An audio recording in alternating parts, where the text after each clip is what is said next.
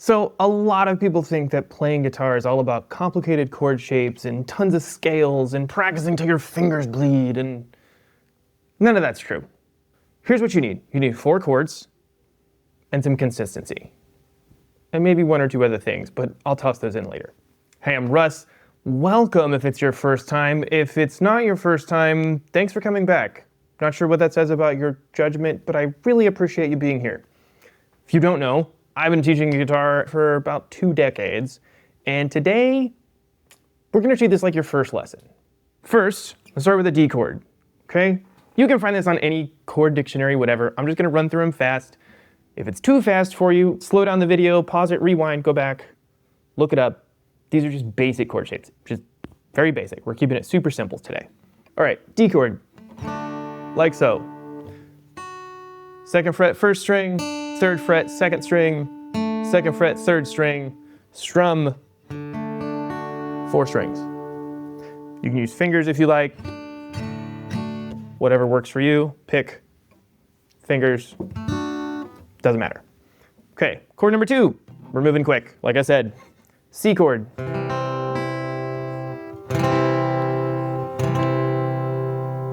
All right. Basic C chord, nothing fancy, no added notes, just your basic C chord.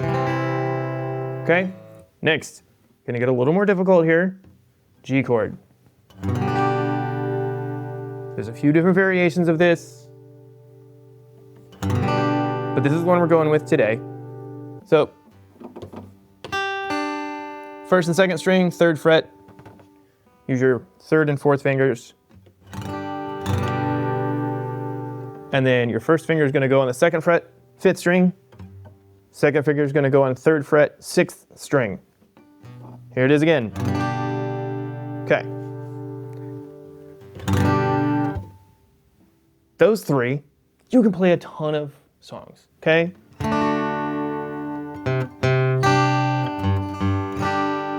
Do I even need to sing it? No, I don't. Okay. Also don't want to get a copyright strike, so we're going to stop there. So, once again, D, C, G. Okay, there they are. If you see me like play this without my 1st finger, it's just a habit. Do what I say, not what I do. Okay, here we go. Now, with those 3 chords, you can play a ton of stuff, all right? You can play the ending to Hey Jude, you can play Sweet Child of Mine, you can play Sweet Home Alabama, and all kinds of stuff. All right, now let's add a 4th chord in there, because this is gonna open up even more. Real simple, E minor. It's one of the easiest chords to play as a beginner, and one of the coolest sounding chords on guitar. All right, so you're gonna take 2 fingers, doesn't really matter which 2 at the moment. You can 1st and 2nd, 2nd, 3rd, 3rd, 4th, but you're gonna play 4th string, 2nd fret, 5th string, 2nd fret, strum all 6. Yeah, nice and dark sounding. Gotta love it. Okay, so with those 4 chords, you can play basically any pop song ever. Now, if you want to play your favorite songs in the right key, you're gonna need one more thing, and that is a capo. And all this is doing is letting us move those 4 chords up and down the fretboard. So I can play those 4 chords here,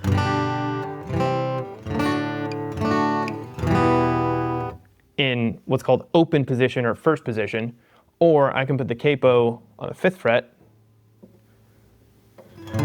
make sure it's nice and tight, and then play those 4 chords here, same shapes.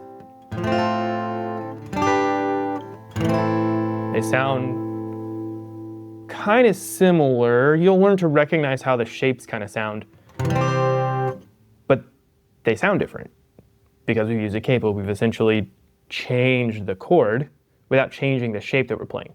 So 4 chords plus capo, you can play anything. If you play in church, you can play basically every worship song ever. If you play pop music, you can play basically every pop song ever.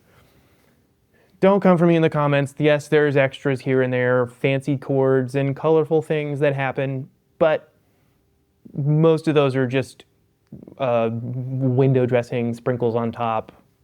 They don't change the function of the song. You can still do it with those 4 chords. So you got the 4 chords. Now, lean in, listen up. This is where the magic happens. This is how you practice the chords. Because knowing the chords and remembering what they are is one thing, playing them is another, but this is where the rubber hits the road, whatever cliche you want to use. This is how you practice chords. Practicing the chords is where you're going to learn to play guitar. Here's where you start. Pick a chord, any of the 4 chords we just talked about. Let's start with a D, and you're just going to play each string individually, like so. Okay? It's going to show you a couple things. One, if your guitar is slightly out of tune or not.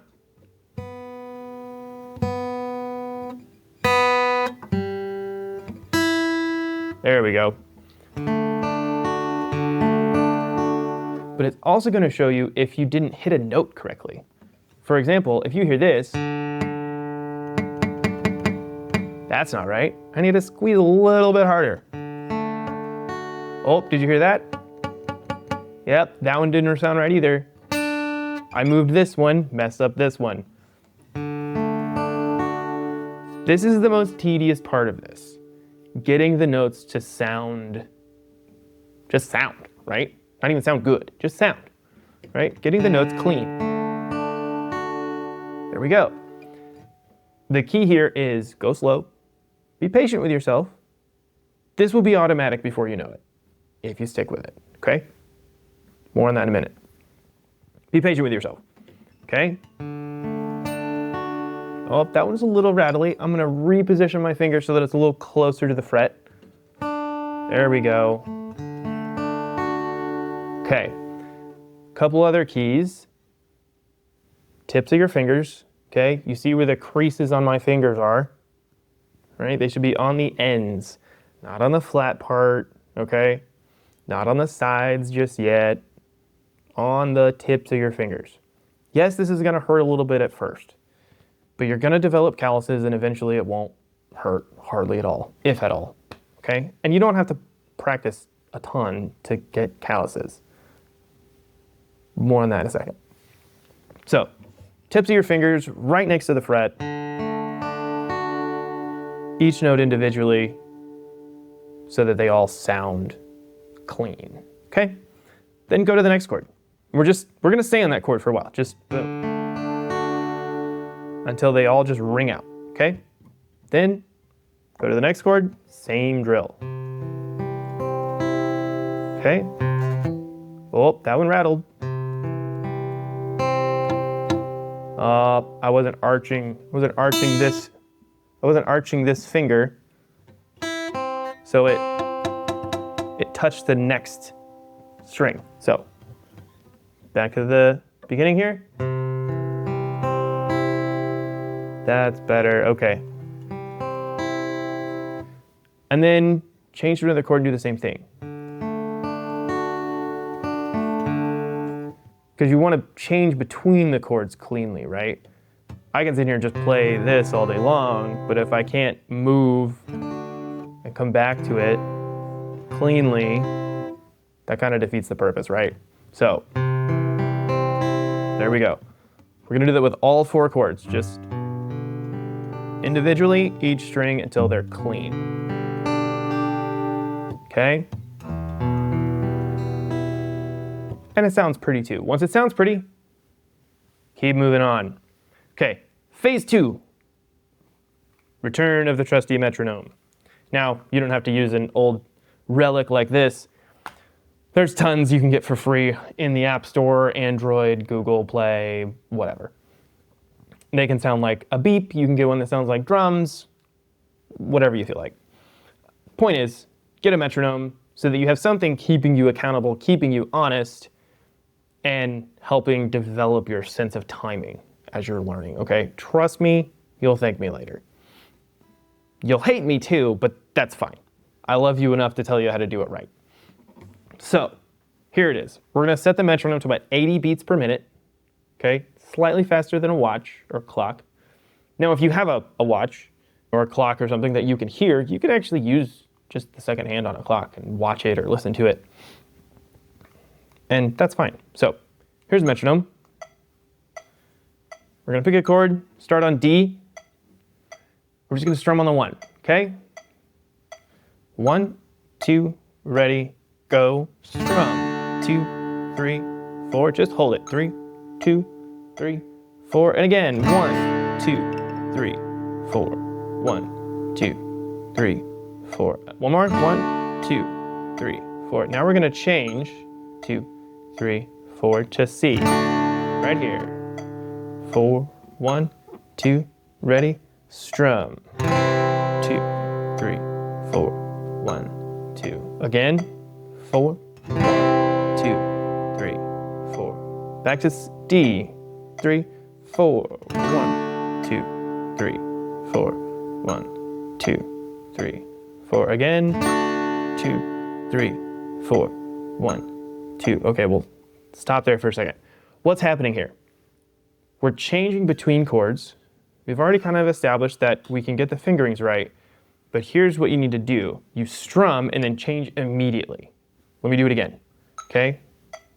3, 4, 1, 2, ready, go. Strum, change to the next chord. 1, 2, ready, go. 2, change back. 1, 2, ready, go. 2, 3, 4. So if you're paying attention, you'll hear 8 beats between when I strum.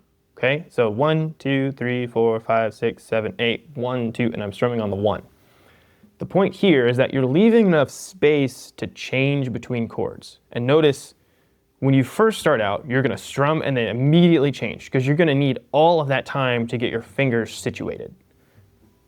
That's fine. You got to start there. Totally fine.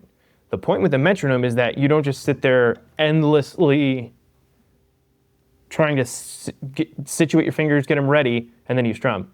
You've got a clock ticking. Yes, it's a little anxiety inducing. I get it.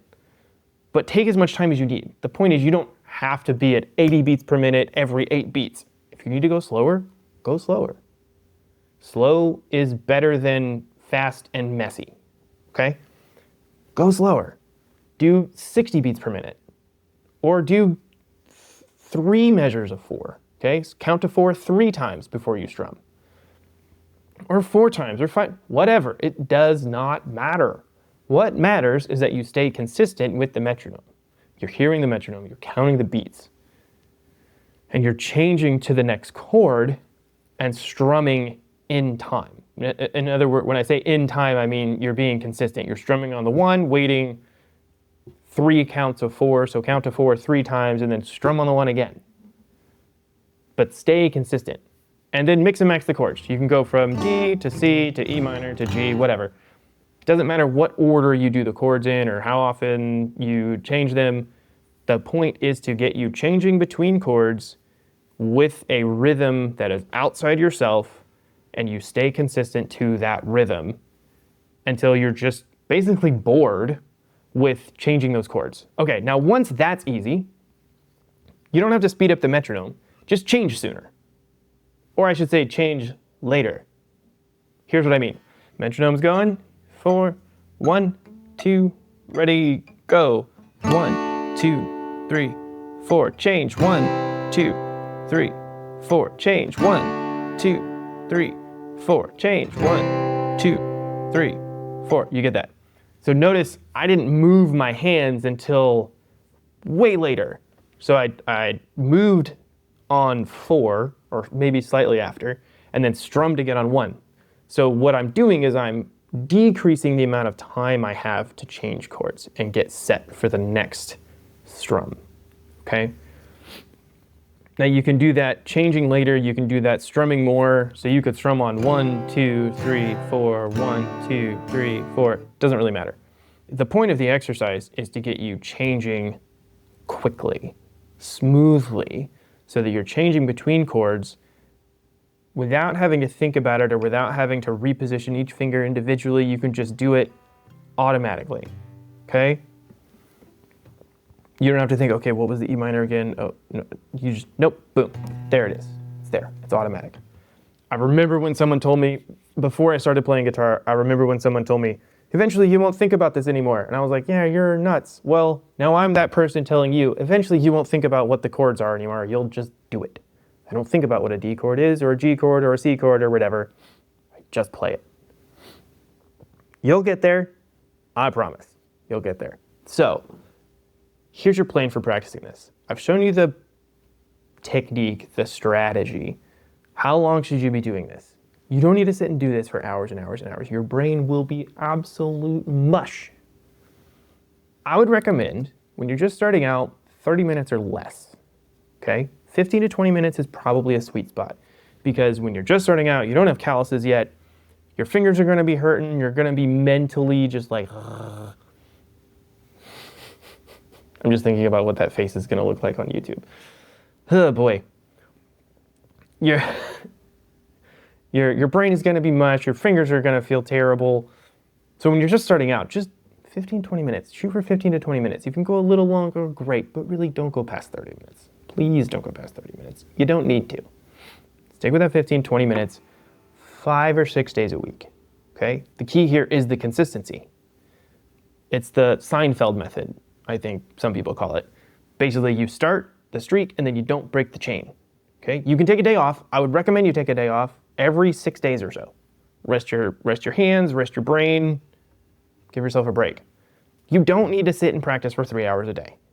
In fact, I would argue if you're sitting and playing for 3 hours a day and you just started, you're probably not making a lot of progress because your brain just can't process all this new information for that long.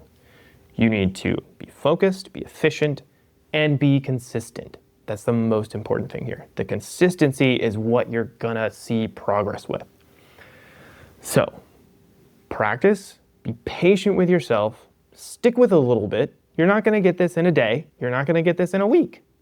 But after a couple of weeks, 3 weeks, 4 weeks of being consistent with it, 3, 4, 5, 6 days a week, you're gonna see results. I promise you, you're gonna see results.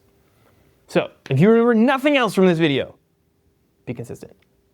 Be consistent. That's it for today. Thanks for watching. If you found this helpful, drop a note in the comments, let me know. Like, subscribe, do all the YouTube-y things. And if you want to dig deeper and get in touch with me about where we can go on your musical journey together, click the link in the description, and I look forward to talking to you again real soon.